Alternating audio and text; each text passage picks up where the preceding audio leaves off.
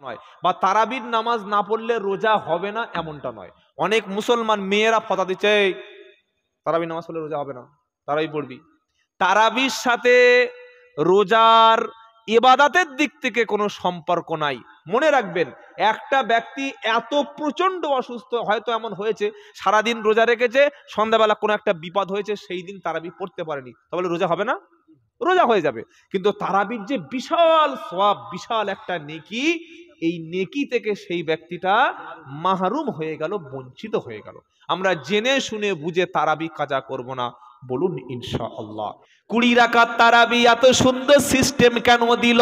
এবার শুনে রাখুন, কোরআন শরীফে আল্লাহ পাক 30টা পারা দিয়েছে, আর প্রত্যেক পারাতে হিফজ কোরআনে 20টা পৃষ্ঠা দিয়েছে। জোরে বলুন। এক পাতা পড়বে, একটা পৃষ্ঠা পড়বে, এক রাকাত পড়বে, 20 রাকাত তারাবি হলো, আর 20 রাকাত নামাজ হয়ে গেল। জোরে বলুন না। চেষ্টা করবেন রমজান মাসে মসজিদে হাফেজ রেখে খতমে কোরআন শোনা। আপনাদের কি তারাবি হয়? নরমাল তারাবি, তাই? কি তারাবি? নরমাল তারাবি। আর আমাদের যা তারাবি হবে না। আল্লাহু আকবার, নামাজটা শিখে নেন, তারাবির নামাজটা কিভাবে হচ্ছে, সর্বনাশটা। আল্লাহু আকবার। এবার কোন দোয়া? আল্লাহু আকবার বলে কোন দোয়া? সুবহানাকা আল্লাহুম্মা ওয়া বিহামদিকা ওয়া তাবারাকা ইসমুকা ওয়া তাআলা জাদ্দুকা। তারপরে ওয়ালা ইলাহা গায়রুক, গায়রুক। এটা বলার পরে আউযু বিল্লাহি মিনাশ শাইতানির রাজীম, বিসমিল্লাহির রহমানির রহিম। এটা বলার পরে সূরা ফাতিহা পড়া হবে, তারপরে বিসমিল্লাহির রহমানির রহিম বলে আরেকটা সূরা পড়া হবে। এবার আল্লাহু আকবার বলে রুকুতে যাবে। সুবহানা রাব্বিয়াল আযীম, সুবহানা রাব্বিয়াল আযীম, সুবহানা রাব্বিয়াল আযীম কমপক্ষে 3 বার বলবে। 3 বারের একবার কম হলে নামাজটা ইনকমপ্লিট থেকে যাবে। রুকু থেকে উঠে দাঁড়িয়ে সামি আল্লাহু লিমান হামিদা, এটা বলার পরে কোন ইমাম যদি সুবহানাল্লাহ এতটা পরিমাণ সময় দাঁড়িয়ে না থাকে, সুবহান রাব্বিয়াল আযীম, সুবহান রাব্বিয়াল আযীম, সুবহান রাব্বিয়াল আযীম, সামি আল্লাহু লিমান হামিদা বলে সিজদায় চলে গেল, একটু এক তাসবিহ পরিমাণ দাঁড়ালো না, তার নামাজটা একটা ওয়াজিব ছেড়ে গেল। ওয়াজিব ছেড়ে গেল মানে সাহু সিজদা দিতে হবে, সালাম ফিরিয়ে সিজদা দিয়ে বাকি নামাজটা পড়তে হবে। আর এই রকম উঠে দাঁড়িয়ে সঙ্গে সঙ্গে সিজদায় চলে গেল, রুকুটা যার হলো না, যার ওয়াজিব ছেড়ে গেল, ও নামাজ হলো না, তারাবিও হলো না।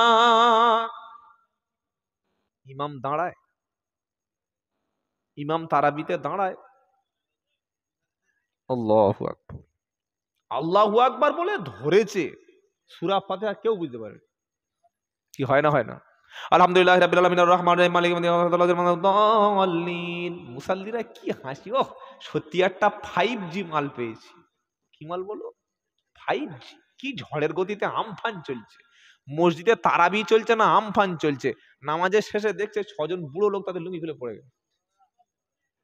রান পড়ে তো, হ্যাঁ, আস্তাগফিরুল্লাহ। এরকম তারাবি পড়ার চাইতে অন্য কোন মসজিদে গিয়ে পড়বেন, এটা মনে রাখবেন। যদি সাহস থাকে প্রতিপক্ষ, ভাই এ তারাবি পড়ো না, এ তারাবি পড়ো না, সল্লু কামা রাআইতুমুনি উসাল্লি, নামাজ সেইভাবে পড়ো যেভাবে নবীকে পড়তে দেখো। জোরে বলুন না সুবহানাল্লাহ। এরকম নামাজ নবী পড়েছিলেন। তারাবি শব্দের অর্থ হলো আরাম করা। কি করা? জোরে বলেন না। আরাম করা। 2 রাকাত পড়ে একটু তাসবিহ পড়লেন, জিকির করলেন, আরো 2 রাকাত, একটু তাসবিহ পড়লেন, দরুদ শরীফ পড়লেন, জিকির করলেন, আরো 2 রাকাত, 2 রাকাত পড়ে একবার সর্বনাশ 4 রাকাত ধরে, 20 রাকাত ধরে এমন পড়া পড়ছে, ঘেমে গেছি ইমাম সাহেব। আর যদি খতম তারাবি হয়, সুবহানাল্লাহ, যা পড়ছে, চা দিচ্ছ বাবা সবার, দাও দাও। আল্লাহ, কি নাম তোমার বাবা? ফেরেশতার মতো চেহারা গো। আল্লাহ কবুল করে দিক। সকলে বলুন আমিন। আমার এই 2 মুরব্বিকে চা দেবেন না? আপনার ছেলে? উফ, যেমন ছেলে তেমন বাপ, বাপ কা বেটা সিপাই কা ঘোড়া। আল্লাহ কবুল করুক, সকলে বলুন আল্লাহুম্মা আমিন। আচ্ছা, আপনারা বাড়ি যাবেন না? শেষ করে যাবেন, মানে খতম করে যাবেন, তাই তো? দেখি কারা কারা জেগে আছেন, একটু তকবীর দিন দেখি। নারাই তাকবীর। পুরো সব এই জন্য আবার দাঁড়িয়ে আনলো, কি বুঝলেন? নারাই তাকবীর, নারাই তাকবীর।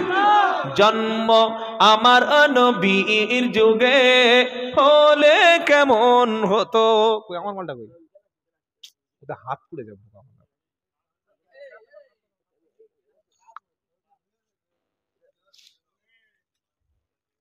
বিয়েটি হয়েছে বাবা আতিকুল বাবা? এত বড় ছেলে এখনো বিয়ে হয়নি, কি সর্বনাশের লোক রে। জন্ম আমার নবীর যুগে হলে কেমন হতো, জন্ম আমার নবীর যুগে হলে কেমন হতো, দু নয়নে রসুল পাক দেখিলে কেমন হতো। জোরে হবে না? সুবহানাল্লাহ, তাও বলাতে হচ্ছে। কবুল বলেছিলেন বিয়ের সময়, জোরে বলেন সুবহানাল্লাহ। দু নয়নে রসুল পাক দেখিলে কেমন হতো, জন্ম আমার নবীর যুগে হলে কেমন হতো। এইবার তোমার বিয়ে হয়ে যাবে বাবা, আল্লাহ কবুল করুন। আসি তো ভেসে, আসি তো ভেসে বেলালের মধুর আজান। মসজিদে নববীতে আজান দিতেন বেলাল, আর আজান যখন হতো আল্লাহর আরশে পৌঁছে যেত। জোরে বলেন। তাই কবি সুন্দর করে বলছে, আসি তো ভেসে বেলালের মধুর আজান, যে আজানে ছিল এমন প্রেম মুগ্ধ রহমান, দয়ার নবীজির পিছে নামাজ পড়লে কেমন হতো। জোরে হবে না? প্রেম সে বলো, অন্তর সে বলো, নারাই তাকবীর। দয়ার নবীজির পিছে নামাজ পড়লে কেমন হতো, দয়ার নবীজির পিছে নামাজ পড়লে কেমন হতো, জন্ম আমার নবীর যুগে হলে কেমন হতো, দু নয়নে রসুল পাক দেখিলে কেমন হতো, জন্ম আমার নবীর যুগে হলে কেমন হতো। লা ইলাহা ইল্লাল্লাহ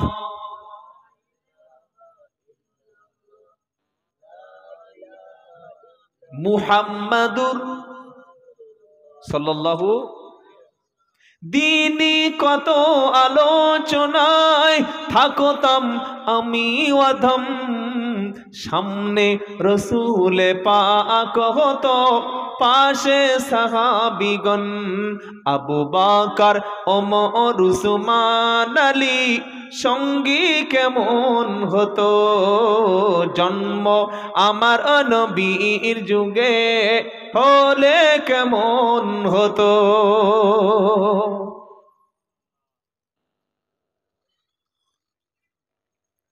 তারাবি সকলে জামাতে পড়বেন, চেষ্টা করবেন মসজিদে খতম তারাবি করার, এবং তারাবির নামাজটা যেন ধরে ধরে ধরে আস্তে আস্তে পড়া হয়। তাড়াহুড়া করে কোরআন পড়তে আল্লাহ নবী নিষেধ করেছেন। মনে থাকবে বাবা, যে ইমাম তারাবি পড়াচ্ছে আপনি তাকে বলবেন 10 মিনিট বা 20 মিনিট দেরি হয় হোক, ভাই তোমাকে ঠ্যাং ভাঙা তারাবি পড়তে হয় না, ঠ্যাং ভাঙা তারাবি। আল্লাহু আকবার বলে রুকুতে যাচ্ছে, সেজদায় গিয়ে সুবহানা রাব্বিয়াল আলা কমপক্ষে কবার? 3 বার বলতে হয়। গিয়ে 2 সেজদার মাঝখানে এক তাসবিহ, অর্থাৎ সুবহানাল্লাহ, এতটা পরিমাণ সময় 2 সেজদার মাঝখানে বসে থাকা ওয়াজিব। বুঝতে পারলেন কি বললাম? 2 সেজদার মাঝখানে, 2 সাজদার মাঝখানে সুবহানাল্লাহ বলতে যতক্ষণ সময় লাগে, দুটো সেজদার মাঝখানে এতক্ষণ বসে থাকা বাধ্যতামূলক ওয়াজিব। যদি কেউ না বসে ওয়াজিবটা ছেড়ে গেল। ওয়াজিব ছেড়ে গেলে সাহু সেজদা দিতে হয়। সাহু সেজদা দিল না, নামাজ নষ্ট হয়ে গেল। তারাবি কোথায় গেল? তারাবিটা কোথায় গেল একটু ভাববেন। তারাবি হলো না। আল্লাহর নবীজি সাল্লাল্লাহু আলাইহি সাল্লাম তাড়াহুড়া করতেন না, কারণ কোরআন নবীর উপরে যখন এসেছেন আল্লাহ নবী প্রথমে তাড়াহুড়ো করছিলেন। কেন? যাতে কোরআনটা না ভুলে যায়। জিব্রাইল আসলেন, এসে নবীকে কি বললেন জানেন? লা তুহাররিক বিহি লিসানাকা লিতাজালা বিহি ইন্না আলাইনা জামআহু ওয়া কুরআনা ফাইদা করানাহু ফাত্তাবি'i কুরআনা। সূরা কিয়ামার 16 নম্বর আয়াতে আল্লাহ পাক শোনাচ্ছে লা তুহাররিক বিহি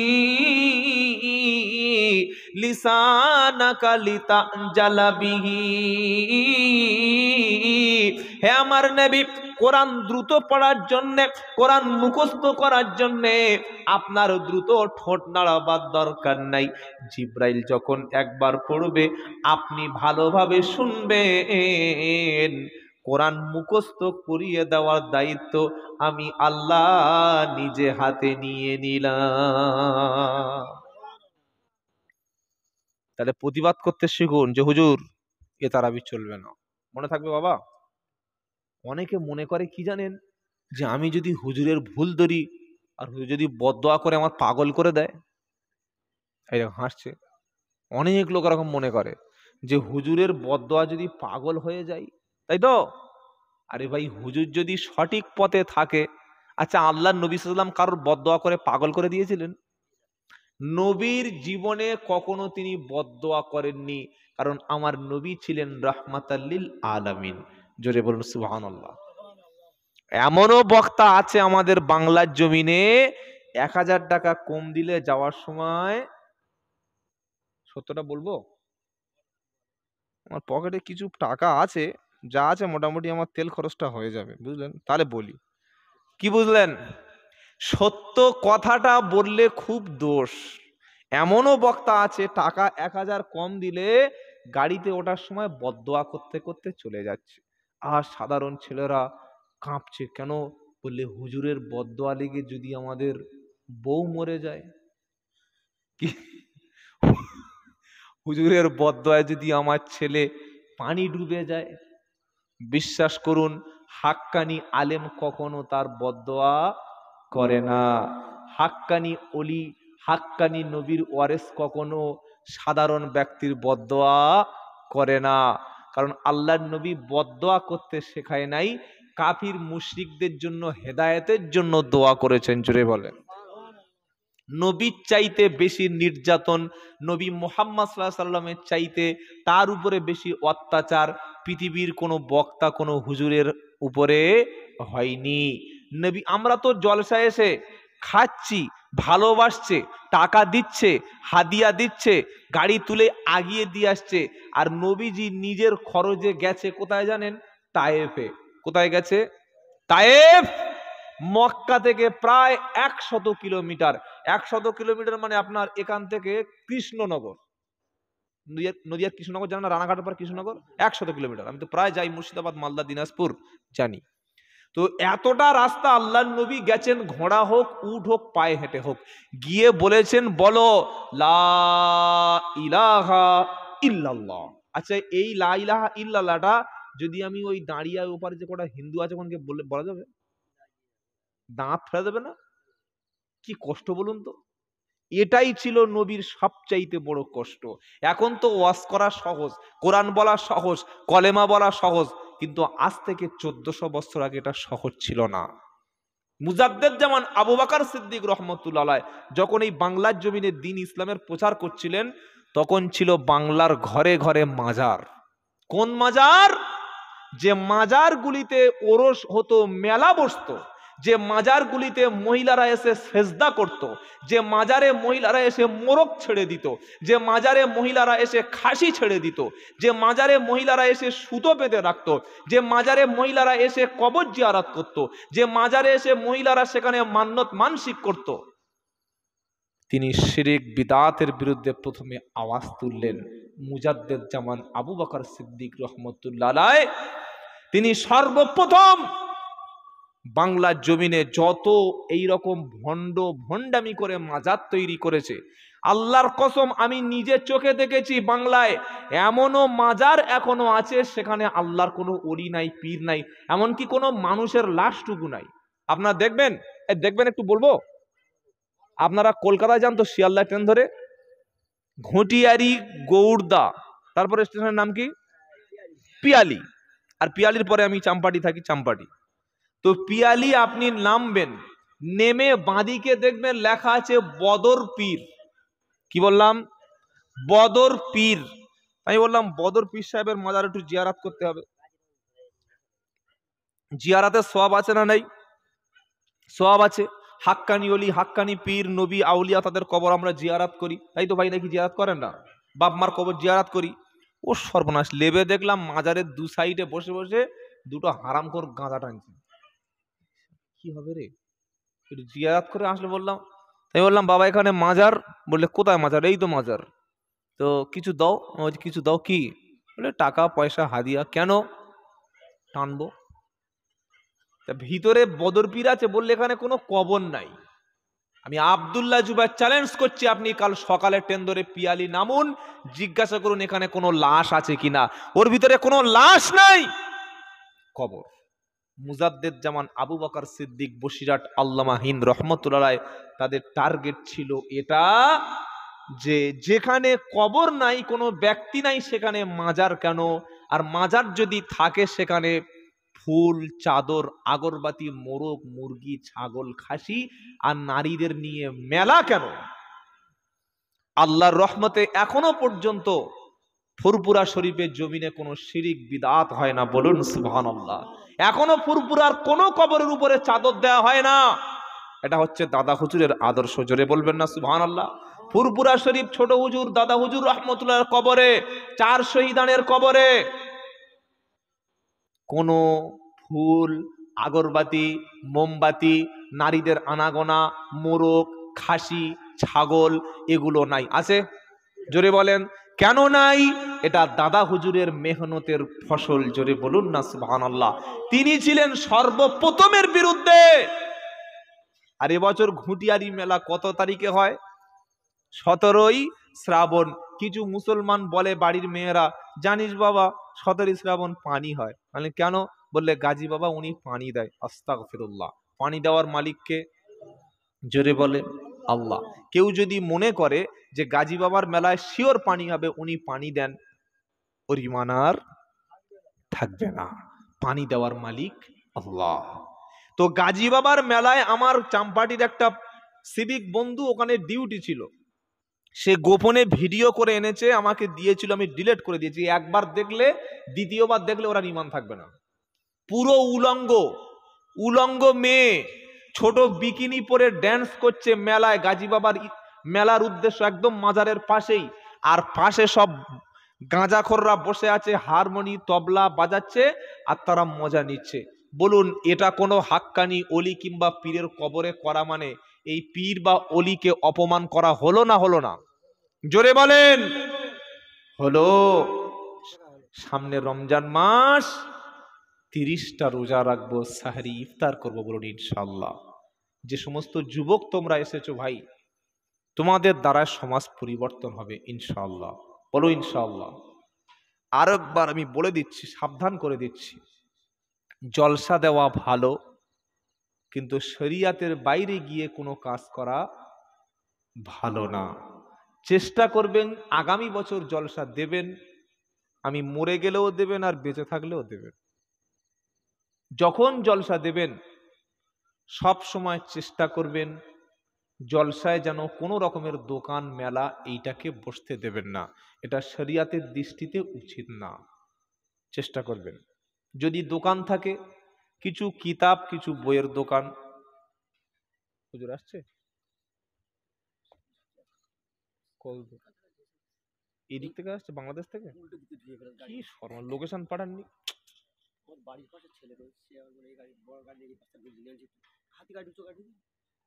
কোথাকার ছেলে সে? যত সব অপদার্থ জুটেছে। হাতি গাড়ি ঢুকছে না, এই বড় গাড়ি ঢুকবে, কি আর বলো বলো। আচ্ছা ঠিক আছে, হুজুর আসুক। বাবাজিরা, ভাইয়েরা, আমার সেলিম ভাই বলছিলেন একটা জলসা করতে গেলে প্রচুর কষ্ট হয় না, হয় না? প্রচুর মানুষের কাছে পয়সা চাইতে হয়। আরে একবার গেলে লোক পয়সা দেয়? দেয় না, অনেকবার যেতে হয়। চেষ্টা করবেন জলসার উদ্দেশ্য যেন অন্য শরিয়াত বিরোধী কাজ না হয়। কিতাবের দোকান একটা দুটো থাকলো আলাদা। নাম্বার 2, আমি সব জায়গায় বলে আসছি, 12টার পরে জলসায় কোনো কল্যাণ নেই। বিশ্বাস করুন, এই সিস্টেমটা আপনাকে পাল্টাতে হবে। 12টার পরে মানুষের ঘুমানোর সময়, 12টা থেকে 1টা বেজে গেল, দোয়া হলো, সালাম হলো, তাবারক হলো, মানুষ খেয়ে চলে গেল, ফজরের নামাজ পড়তে পারলো। আর 12টার পরে জলসা হলে বক্তার লাভ। ও 4 জন থাকলে ও যা টাকা, আর 100 লোক থাকলে আমাদের সেই টাকা, তাই তো নাকি? লোক না থাকলেও সেই। কালকের আমার গ্রামে একটা জলসা আছে, একজন ছবি তুলে পাঠিয়েছে, 3টে লোক দেখি বসে আছে। কটা লোক? 3টে লোক। আর যে হুজুর বক্তব্য করছে তার ভিজিট 22,000 টাকা। 3টে লোকের পিছনে কত গেল? জোরে বলো। 22। এই 3টে লোককে যদি মসজিদে হুজুরের হাতে 3 জনকে নামাজ, কোরআন আর দ্বীন ইসলামের শিক্ষা দেওয়ার জন্য যদি 3টে মাস অন্তত মসজিদে 1 ঘন্টা করে বসে কোরআন শেখার জন্য হুজুরের হাতে 5,000 টাকা দিলে শেখাবে না? শেখাবে না? শেখাবে না? তাহলে আমি 22,000 টাকা দিয়ে 3টে লোক, ভাববেন, ভাববেন, ভাবতে বলছি, কথাগুলো ভাবুন। নাম্বার 4, যখন জলসায় বক্তব্য শোনার জন্য বক্তা দাওয়াত করবেন, বক্তাকে নিশ্চয়ই একটা বিষয়ের উপরে আলোচনা করতে বলবেন। হ্যান্ডবিলের নাম দিচ্ছে আব্দুল্লাহ জুবাইর, হ্যান্ডবিলের নাম দিচ্ছে আব্দুল সালাম, আব্দুল করিম, উমুক সাহেব, উমুক হুজুর। টাইমটা লিখে দেওয়ার সাথে সাথে ওর একটা বিষয় লিখে দেবেন, কি উমুক বক্তা নামাজের উপর বক্তব্য করবে, আরেকটা বক্তা পিতামাতার হক নিয়ে আলোচনা করবে, আরেকটি বক্তা রমজানের বরকত ফজিলত নিয়ে আলোচনা করবে। এটা ভালো না খারাপ? সন্ধ্যা থেকে একটা লোক এসে বসে নামাজ, আরেকটা বক্তা ফের নামাজ, আরেকজন ফের নামাজ, আর কিছু নেই। কোরআন তেলাওয়াত, মা বাপের খেদমত, সুদ, ঘুষ, জেনা, ব্যভিচার, কত হাজার হাজার বিষয় সাবজেক্ট রয়েছে ইসলামে। এই জন্য মানুষ জলসা থেকে মুখ ফের ওই যাই খালি বলবে, খালি ওই করবে, ছাড়া কিছু জানে না। বলবে না, বলবে না। এই জন্য বিষয়গুলো একটু ভাববেন, চেষ্টা করবেন। আর বিশেষ করে মায়েদের জন্য বলছি, মায়েদের জন্য আলাদা একটা বসার ব্যবস্থা করবে। দেখুন কিভাবে বসে আছে, গিয়ে মশা, মাছি, ইঁদুর, কেঁচো, বাঁদর, ছুঁচো সব এসে পিছনে লাইন দিয়ে বসে আছে। এত মশা যে কামড়েছে না, ডেঙ্গি ব্লাড টেস্ট করতে হবে। হ্যাঁ, একটা দিন হোক, এই হোক হোক করে তো আমাদের 12টা বাজে দিলাম। আমি বেটা ছেলে, নবীর উম্মত, ইয়া রাসূলুল্লাহ তোমার ভালোবাসি। তো নবী তার স্ত্রীকে ফেলে রেখে কোনোদিন একা খেয়েছিল? খাওয়ার সময় সব খেয়ে নেবে, তবে মেয়ের আগে হাঁড়িতে খাবে। এটা সুন্নাত না। আল্লাহর নবী তার স্ত্রীকে নিয়ে সব সময় একই প্লেটে খেতেন, এটাই সুন্নাত ছিল। বলুন সুবহানাল্লাহ। নবী বললেন, তোমরা যেমন পোশাক পরবে তোমার স্ত্রীকে তেমন পোশাক পরতে দেবে, তুমি যেমন খাবে তোমার স্ত্রীকে তেমন খাবার দেবে। স্ত্রী যদি ভুল করে তুমি ক্ষমা করবে, কখনো প্রতিশোধ নিও না। এর নাম ইসলাম। সুবহানাল্লাহ বলতে ইচ্ছা করে না? তোমার স্ত্রী যখন অসুস্থ হবে গাড়ি করে নিয়ে বাপের বাড়ি তুলে দেবে, এটা সুন্নাত তো? হাসতে ধরতে পেরেছিল। নিজের শরীর খারাপ হলে পা টিপে দে, হাতের আঙ্গুলগুলো টেনে দে, কানটা ভালো করে ম্যাসেজ করে দে, মাথার চুলগুলো ভালো করে হেয়ার অয়েল দিয়ে ম্যাসেজ কর। আর স্ত্রী যখন অসুস্থ হবে বাপের বাড়ি ফোন করছে শালাকে, এই সেলিম নিয়ে যা, হে জব্বার নিয়ে যা, মইদুল তোর বোনকে নিয়ে যা, কারণ আমি ওর ইঞ্জিন, ওর শরীরটা কাজ করিয়ে করিয়ে ওর শরীরটা 12টা বাজিয়ে দিয়েছি, যা ছিল নিগড়ে খেয়ে নিয়েছি, এবার ভালো করে গাড়িটা সার্ভিস করতে পাঠিয়ে দে বাপের বাড়ি।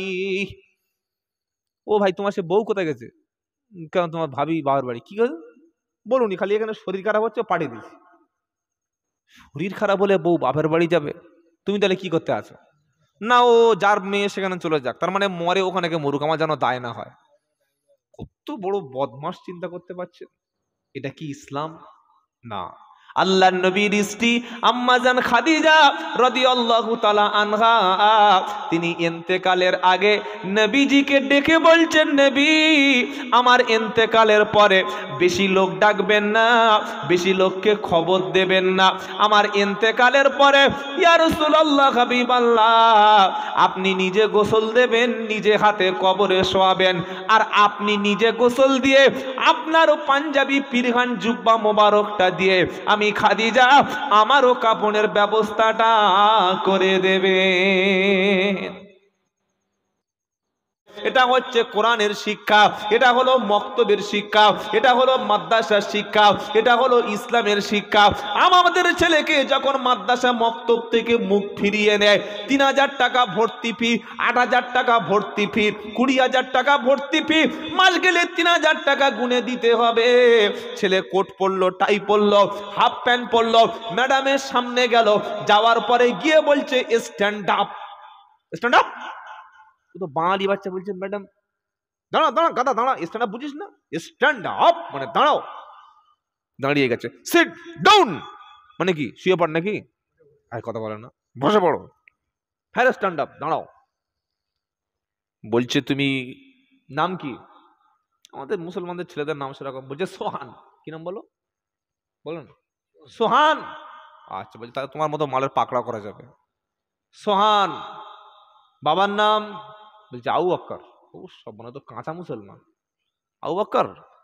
বলে এই শোনো, তুমি যে স্কুলে ভর্তি হয়েছো স্কুলটা ইংলিশ মিডিয়াম, খুব সুন্দর করে ম্যাডাম, আর ম্যাডামের ঠোঁটে লিপস্টিক, মুখে মেকআপ, সেরকম মুখ বাকি বলছে একদম পুরো, এটা হচ্ছে ইংলিশ মিডিয়াম। কি সুন্দর করে বলছে। বলছে আজ থেকে বাড়িতে গিয়ে তোমার ড্যাডিকে বলবে, বাপকে বলবে গুড মর্নিং ড্যাডি। বলছে ম্যাডাম গুড মর্নিং মানে কি? বলছে ভালো সকাল। কি সকাল বলো? ভালো সকাল। মাকে বলবে মাম্মি, আম্মা টাম্মা যেন বলো না, খবরদার। আম্মা জান আব্বা জান এগুলো শেখা বাপকে বলবে না। বাপকে বলবে ড্যাডি, পাপা। মাকে বলবে মাম্মি। খ্রিস্টান যেহেতু খ্রিস্টানরা শিক্ষা দিচ্ছে তো তাই হবে। আর বাচ্চাদের যেটা শিক্ষা দেবেন তাই শিখবে। কি বলছেন বলেন? আমি আব্দুল্লাহ জুবায়ের বলছি, আপনার এই যে বাচ্চাটা, এর থেকে আরো ছোট বাচ্চা, 1.5 বছর 2 বছরের বাচ্চা, আপনি মাগরিবের ফরজ নামাজটা মসজিদে পড়ে গিয়ে মাঝে মাঝে 2 রাকাত সুন্নাত বাড়িতে পড়বেন। আপনার 1.5 বছর 2 বছরের বাচ্চা দেখবেন মাথায় টুপি থাক আর না থাক, ও একদম উলঙ্গ হয়ে আপনার সঙ্গে সেজদা রুকু করছে। করে না? করে না? এই দেখো জ্যান্ত সাক্ষী বসে আছে, মরা সাক্ষী না, জ্যান্ত সাক্ষী। কি বুঝলেন বলেন?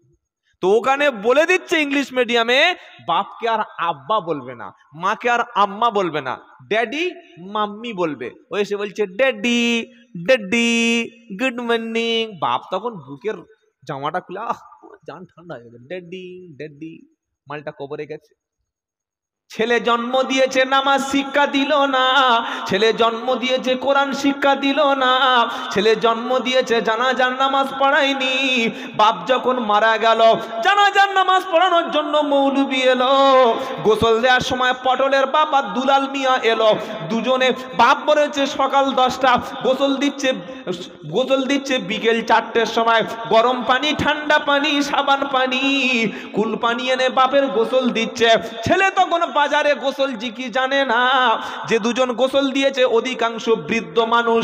হাফ হয়েছে হাফ শুকুই, হাফ হয়েছে হাফ গোসল পৌঁছায়নি, পানিটা নিচে ঠিক মতো পৌঁছায়নি। তার মানে বাপটা পাপ হয়নি।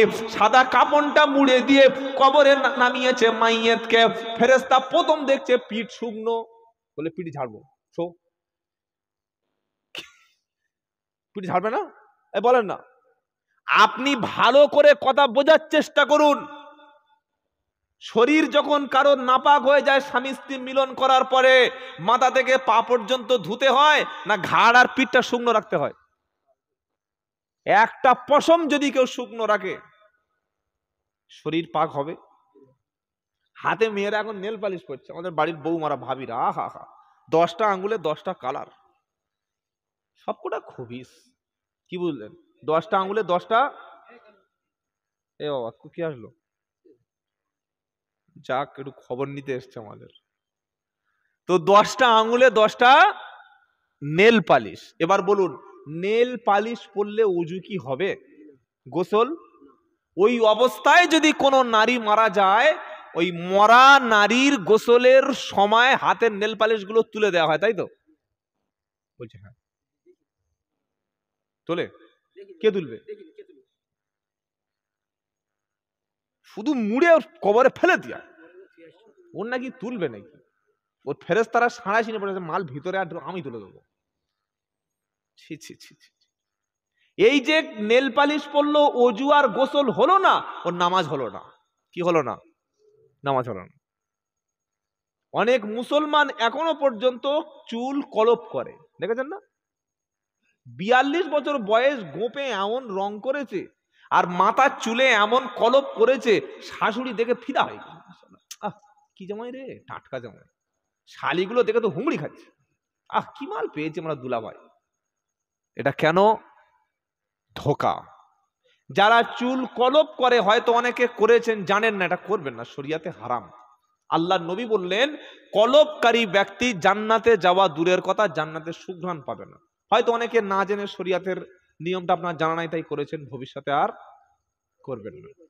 জেনে করছে তো, অনেক মুফতি সাহেব করছে, কি বলবে, অনেক মুফতি সাহেব দেখেছি কলপ করছে। তার মানে সমাজে বলছে, দেখ আমার বয়স এখন কম। আস্তাগফিরুল্লাহ, আস্তাগফিরুল্লাহিল আযীম। আল্লাহ আমাদের বোঝার তৌফিক দান করুন। মুদি পাতা সুন্নাত, মেহেন্দি ব্যবহার করা সুন্নাত। কালো কালার ছাড়া অন্যান্য যা আছে, বাদামি আছে বা আরো যা আছে, সব চলবে। তবে এই কালোটা শরিয়াতে একেবারেই নিষেধ। তার মানে আপনি সমাজকে ধোঁকা দিচ্ছেন। সাদা চুল কালো করতে মানে ধোঁকা দিচ্ছেন না? দিচ্ছেন না? ধোঁকা দিচ্ছেন। গোসল